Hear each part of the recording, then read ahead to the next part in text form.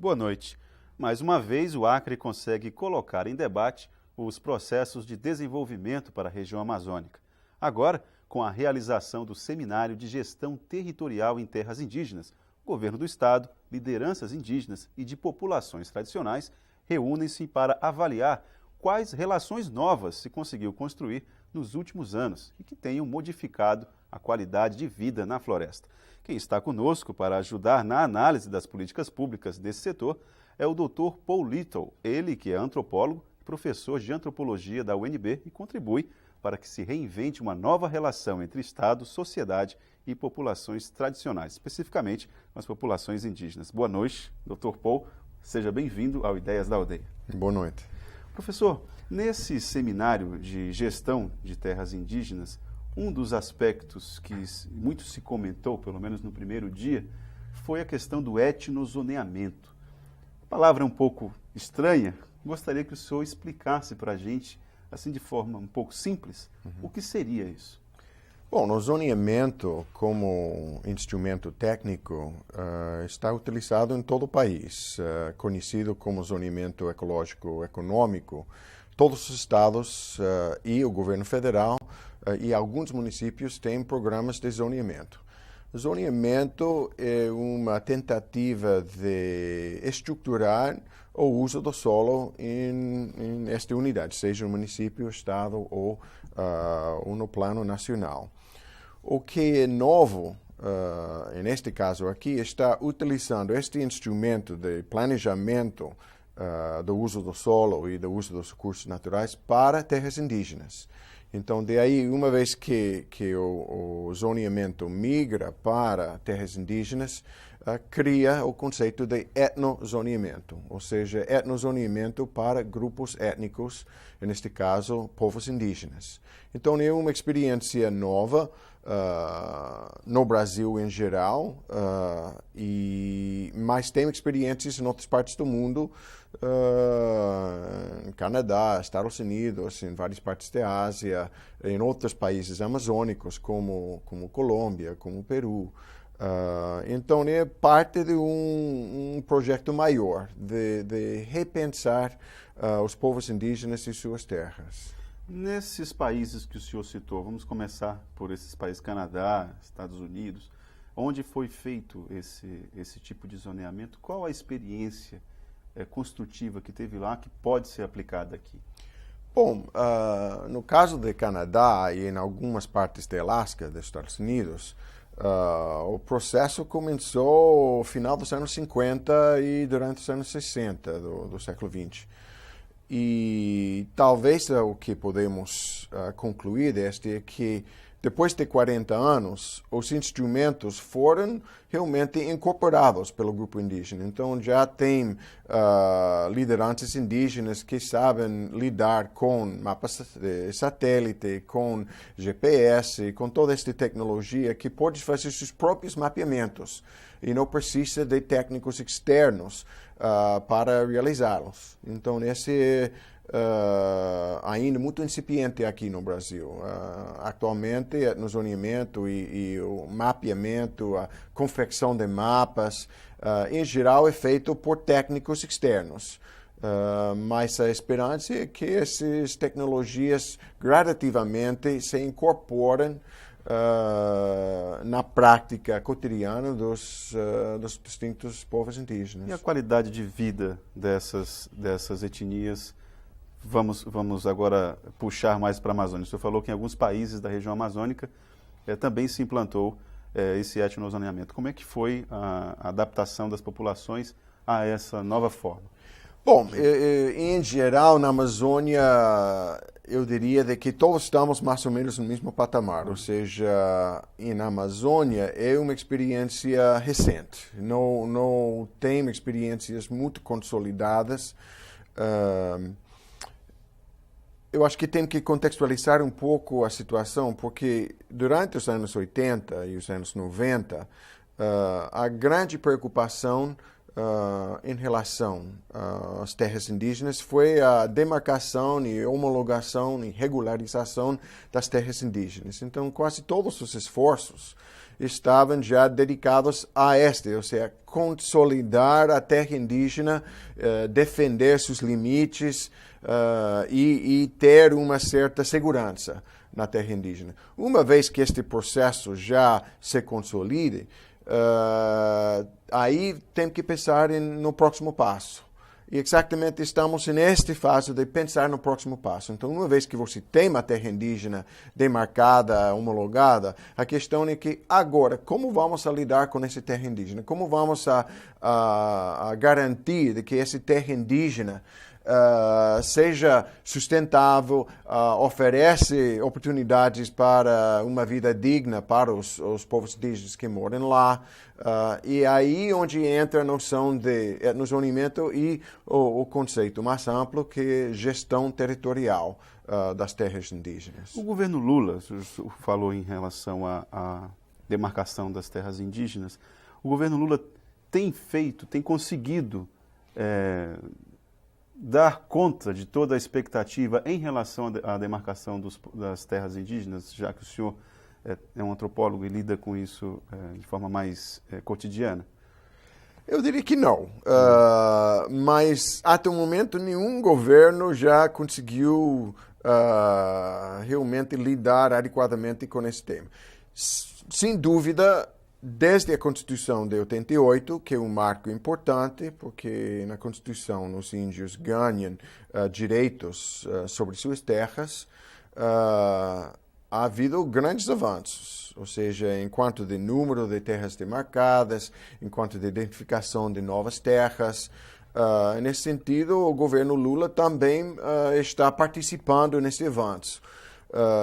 O problema é que as necessidades são maiores que a capacidade do governo de satisfazer essas necessidades. Então, sempre está faltando alguma coisa. Então, não quero dizer de que o governo Lula não tem feito nada, não é verdade. Estão fazendo. Mas para nós que trabalhamos com questões indígenas, nunca é o suficiente. Né? E em relação ao etnozoneamento aqui no estado do Acre, o que o estado do Acre conseguiu implementar que outros estados da região amazônica ainda não conseguiram concretizar? Tá. Eu acho importante de entender de que a experiência de Acre é pioneira em um sentido importante. Em geral, os estados, as unidades da federação, simplesmente não lidam com a questão indígena. Porque na Constituição, a questão indígena é principalmente um assunto do governo federal. E em muitos casos, os estados têm uma relação antagônica com as populações indígenas. Como é claro em outros estados da Amazônia. Então, o que é novo no caso do Acre é que o governo estadual está elaborando uma política indigenista no nível do estado. E esse novo. A criação de uma Secretaria Extraordinária de Povos Indígenas é inédita. Então, esse é um momento muito interessante, porque o governo do estado está dizendo, olha, vamos a ter políticas para os povos indígenas, não vamos simplesmente jogar todo para o governo federal. Vamos a ver o que nós, como estado, podemos fazer em colaboração, obviamente, com as políticas federais, para oferecer benefícios para os povos indígenas do estado. E no caso do Acre, porque este poderia criar conflitos com FUNAI e outros órgãos, mas como os órgãos federais estão no seu limite, enquanto de recursos, enquanto de número de técnicos, realmente uma iniciativa dessa está bem-vinda. Por parte do governo federal, porque está cumprindo funções que o governo federal não tem possibilidade de realizar por falta de recursos.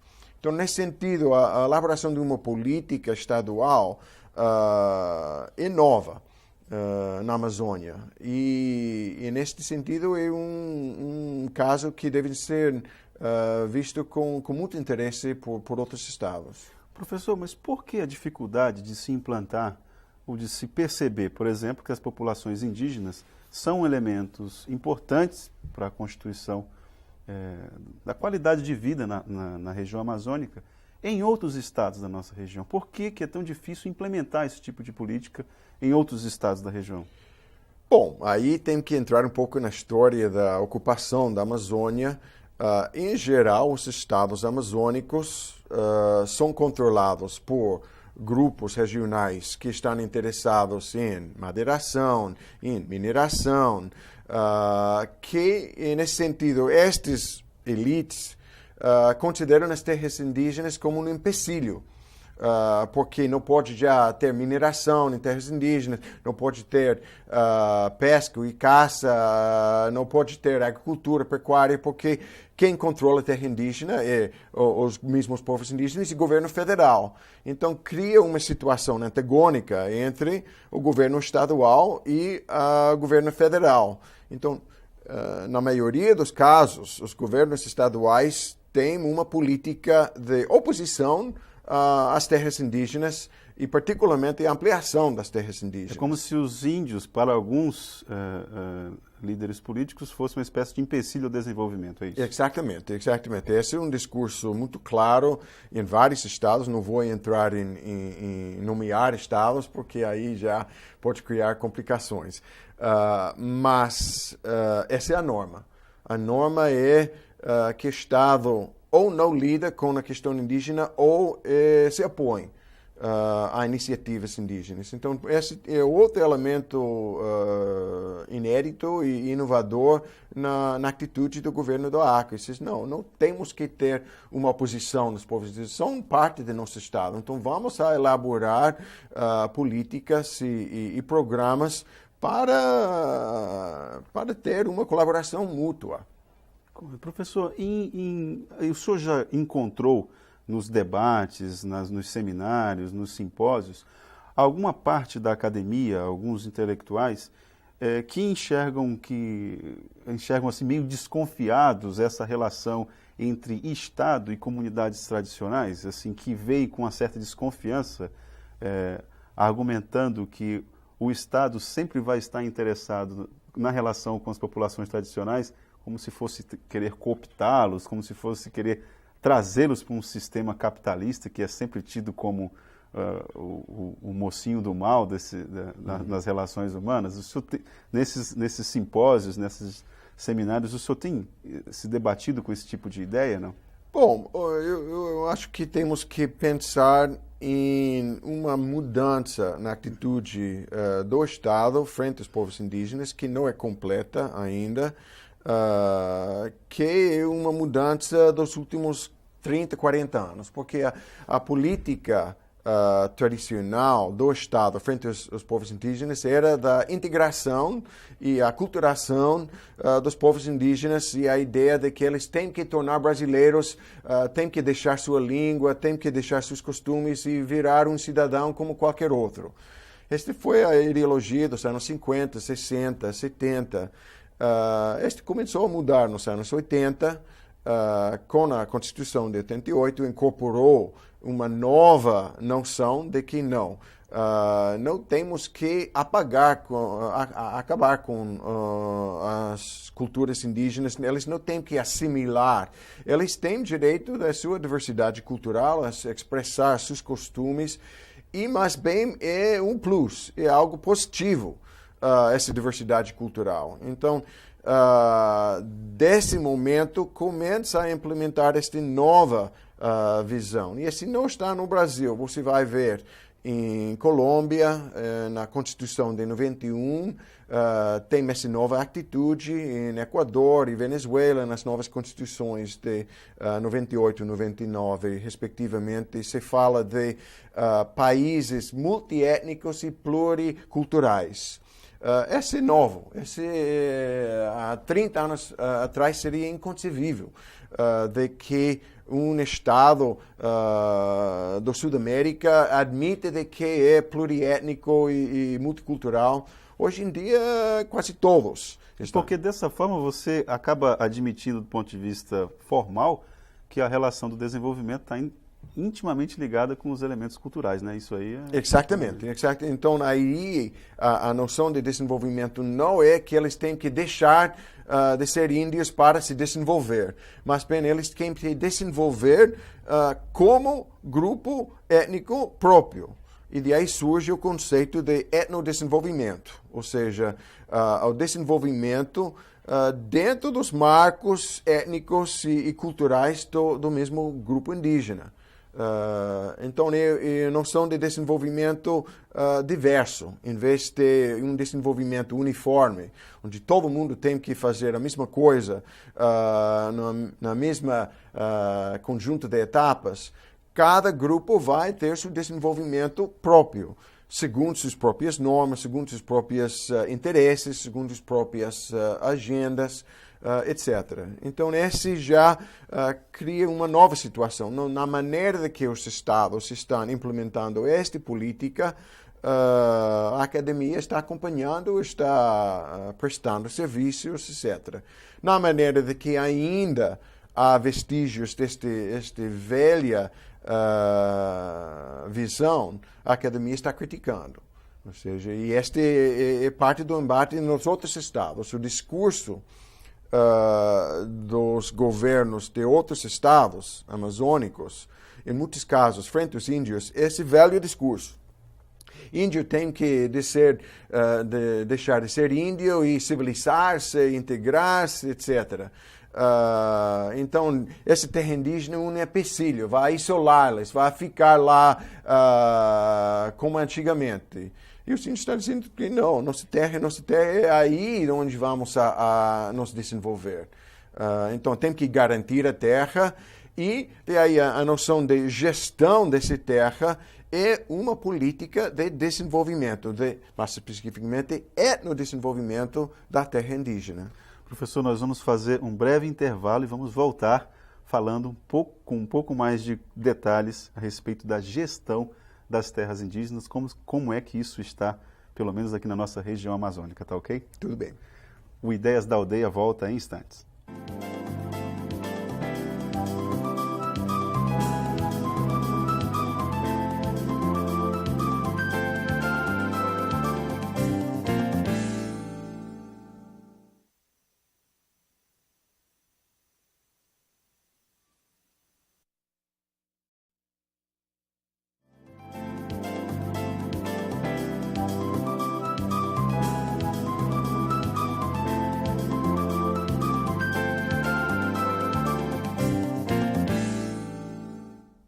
Olá, o Ideias da Aldeia está de volta e hoje conversando sobre gestão territorial indígena com o antropólogo Paul Little, ele que é professor de antropologia da UNB. Professor, o senhor falava a respeito da gestão dos povos indígenas e citou o termo etnodesenvolvimento. Nós passamos 17 minutos conversando e o senhor não citou em nenhum momento o termo FUNAI. A FUNAI está ausente desse tipo de debate? Qual a avaliação que o senhor faz a respeito do trabalho da FUNAI nesse processo de etnodesenvolvimento? Não, o FUNAI não está ausente. O FUNAI está envolvido de uma e outra forma em tudo o que acontece em terras indígenas. Mas de maneira eficiente, de maneira participativa mesmo, não? Não, eu diria que não. A FUNAI tem tantas preocupações, uma vez que as tarefas de educação e saúde saíram da FUNAI, foram para MEC e FUNASA. A FUNAI se concentrou na questão territorial, na questão de terras indígenas, e essa é uma preocupação central da FUNAI, eu diria, nesse momento. Então, nas questões de desenvolvimento econômico, etc., como que está em segundo lugar. E tem que vir de outros programas. Em muitos casos, vem de programas especiais, de financiamentos externos, vínculos com organizações não governamentais, etc., que estão cumprindo, que estão preenchendo um pouco essa lacuna. Então, não é que a FUNAI está ausente, mas a FUNAI, eu diria que está sobreatarefada com os poucos recursos que tem. Por isso, já há oportunidades de outras instituições e grupos entrarem. De alguma forma, o governo de Acre está entrando nessa lacuna que existe. Porque quando o senhor falou que o governo Lula não tem conseguido dar uma resposta à altura das necessidades dos povos indígenas, eu penso que a FUNAI, nesse aspecto, já que cuida especificamente das questões territoriais, seja a grande voz que não tem conseguido chegar em todas as aldeias. O raciocínio é cartesiano, mas é lógico, não é? Sim, não. Eu acho que, dado este novo momento em que estamos falando, a FUNAI sempre foi a referência sobre terras indígenas. Mas a FUNAI foi referência sobre terras indígenas dentro da noção da tutela, de que o governo tinha que cuidar de seus índios. Uma vez que os índios já ganham direitos próprios como grupos culturalmente diferenciados, o ônus para elaborar políticas recai sobre os mesmos povos indígenas. E o governo fica com o papel de apoiar, em vez de fazer. Então, a ideia é que agora são os mesmos povos indígenas que têm que começar a elaborar seus planos de desenvolvimento. E, claro, tem que ter financiamento, não vai poder fazer tudo sozinho. Mas o papel da FUNAI é mais de apoiar iniciativas dos povos indígenas em vez de ser o grande executor de tudo o que acontece em terras indígenas. Então, o papel da FUNAI está em mudança. E eu acho que não encontrou ainda a forma certa para realizar isto. Professor, em relação à gestão das terras indígenas, subverte toda a lógica que até agora o Brasil conseguiu implantar. Colocar para o próprio índio o gerenciamento da sua terra é algo que nós temos primeiro que capacitar. O verbo é feio, mas dar condições para que esses novos agentes de gerenciamento possam tornar aquilo ali rentável economicamente e, do ponto de vista ambiental, sustentável, né? Nesse seu dia a dia na UNB, nos artigos, nos debates, a sociedade, a comunidade acadêmica, os alunos, eles conseguem observar isso de uma maneira construtiva, se eles não acham muito ousado, não? Não, eu acho que não. Ou seja, pelo menos desde a antropologia e a academia, é claro que esse tem que ser o projeto. E pensando bem, se tem um território de um grupo, é lógico que quem vai decidir o que fazer com esse território é o grupo. Mas nunca foi assim, né? Nunca foi assim, não. Mas desde a perspectiva do grupo indígena é óbvio. A questão que não é óbvio é a tutela. Por que outra pessoa tem que já cuidar de mim? Por que eu não posso cuidar de minha própria terra, de meu próprio povo, etc. Então, essa mudança é o que é difícil para certos sectores de similar. Mas a academia apoia esta visão. E a frase que você usou, eu acho bom. Dar condições para que este aconteça. Em vez de fazer diretamente e decidir para os índios, você tem que fazer esse, depois deve fazer esse, não. Quais são as suas necessidades? Vocês decidem e aí vamos a colaborar com vocês. Então, é uma relação de apoio, de colaboração, em vez de uma relação hierárquica, onde o governo está acima, o povo indígena está embaixo e tem que cumprir o que o governo manda.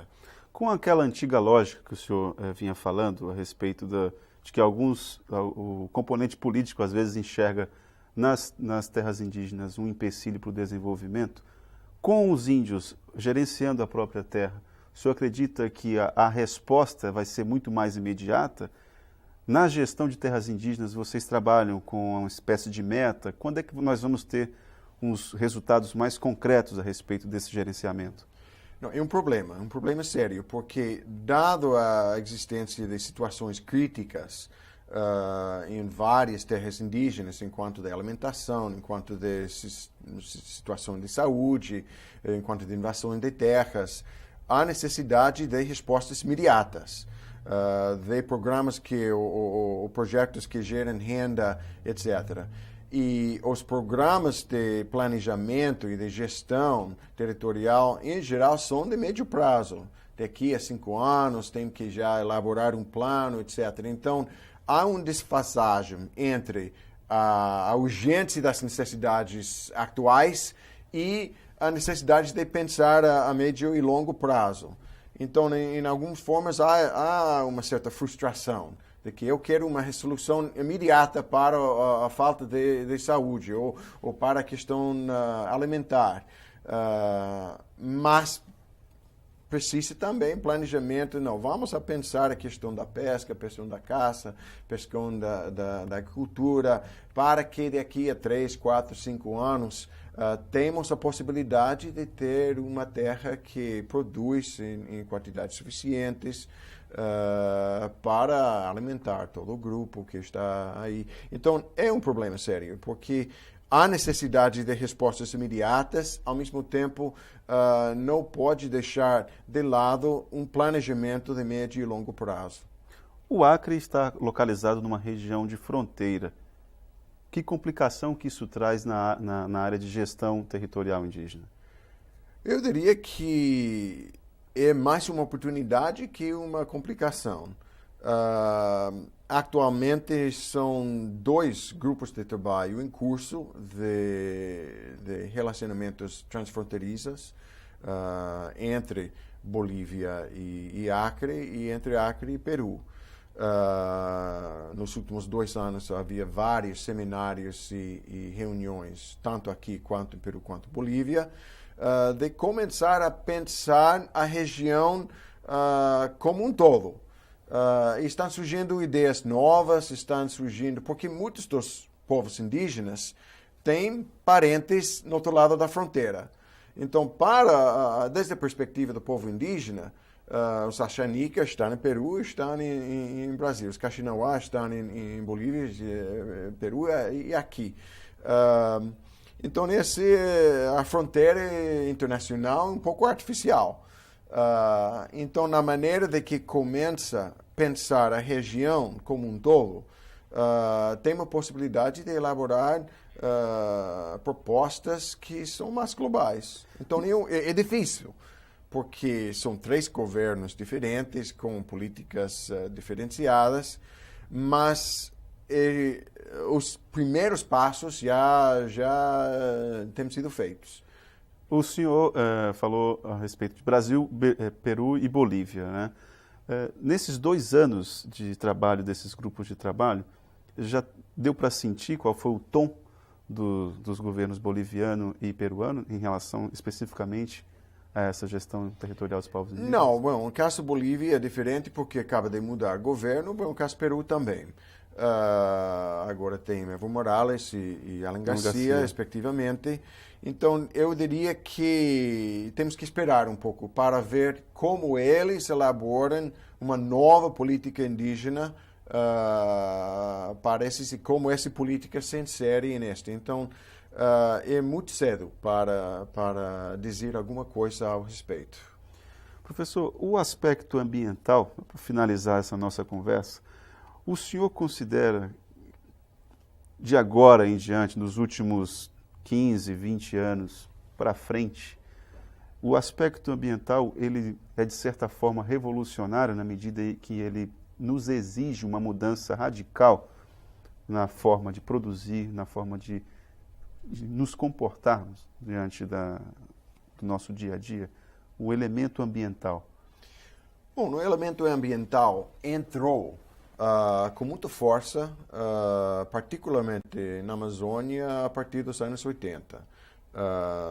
Com o evento Rio 92 em Rio de Janeiro, se consagrou o conceito de desenvolvimento sustentável Hoje em dia todo mundo fala de desenvolvimento sustentável como grande meta. Mas há muito que fazer para chegar a uma verdadeira sustentabilidade. Ou seja, é muito mais fácil falar que fazer o desenvolvimento sustentável.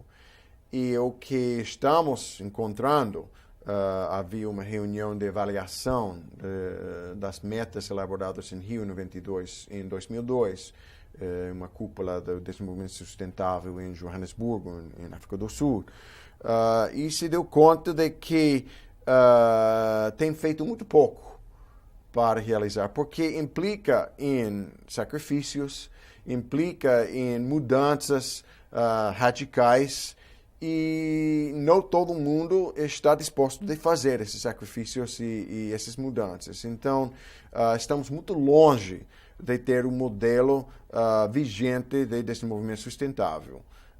Como meta, está bom, mas implica em mudanças reais, implica em outras formas de pensar a questão econômica, que muitos atores não estão dispostos. Particularmente os velhos setores econômicos, o setor de maderação, o setor de mineração, o setor de agropecuária, não estão dispostos necessariamente de mudar suas práticas para ter uma sustentabilidade. Professor, mas inclusive alguns pensadores de esquerda também, quando ouvem o termo sustentabilidade ou zoneamento ecológico econômico, já fazem uma leitura de que parece que estão querendo vir aqui descobrir nossas riquezas, tirar tudo o que de melhor nós temos a serviço do grande capital. Também há uma espécie de samba do crioulo doido em que ninguém se entende.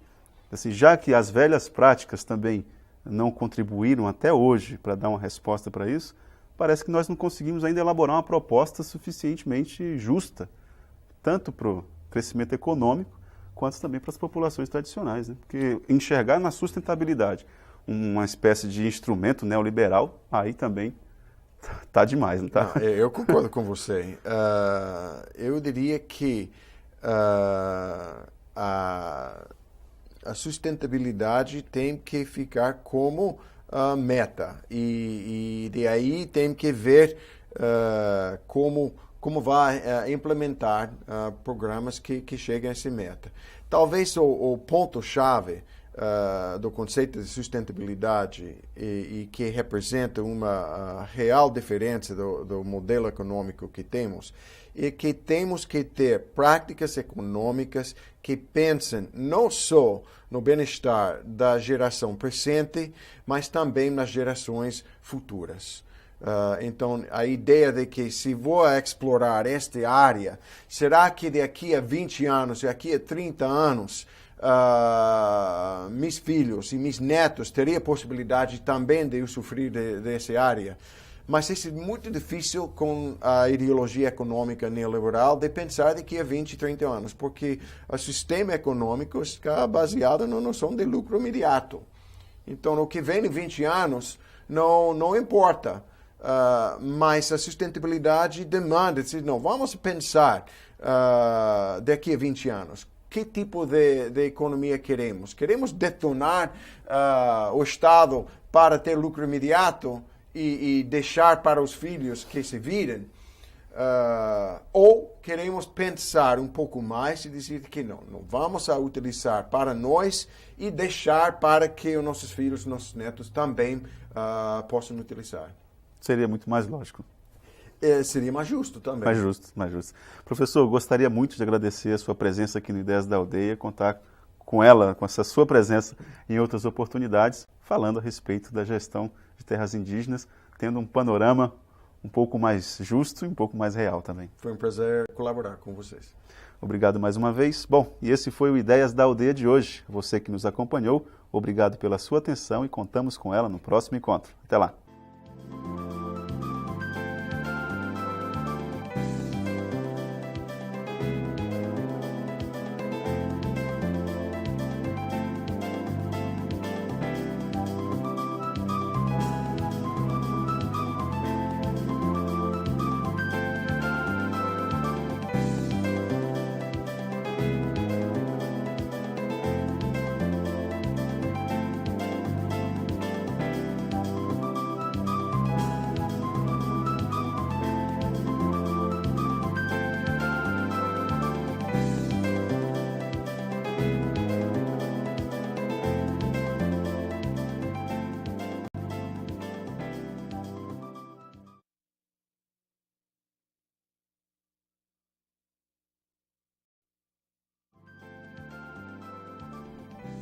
Olá, no Ideias da Aldeia de hoje nós vamos conversar sobre a gestão territorial em terras indígenas. E para isso nós convidamos o antropólogo e professor de antropologia da UNB, professor Paul Little.